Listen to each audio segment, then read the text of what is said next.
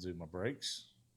I already know I do Galfer rotors on that thing. The floating rotors, they're awesome. See, I like Lindell. I like Lindell brakes, but I've never really. I like them. Looked from metrics, but I've Yeah. never really ran them on one of my bikes, so I don't. I don't know. We've put the Galfers through the test. They work. There we go. Um, and I wouldn't do any board changes. I would go get the 117. Wouldn't do any board changes. Mm-hmm. Right. I do a cam, intake manifold, air intake, injectors, exhaust, a recluse clutch, Mm-hmm.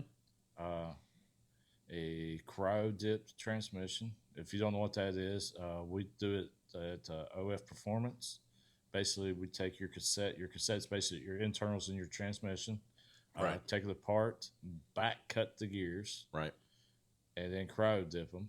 Which is where we dip them in like liquid nitrogen. It's kind of like a backwards process of instead of using like heat tempering, like Right. when a gear's built, you do it the backside of it. We bring that down into a sub-zero state, and then we hold it there for an limited amount of time, and then we bring that temperature back up, Right. which makes your gears harder.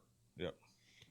And with the back cutting, what it is you have your normal gear cutting is straight, and then your dog gear that actually grabs each one of them Mhm. actually has to come over and get in the right alignment. Right. Well, with the back cutting, it's actually angled, so when it comes over, it actually slides down onto your gear, Gotcha.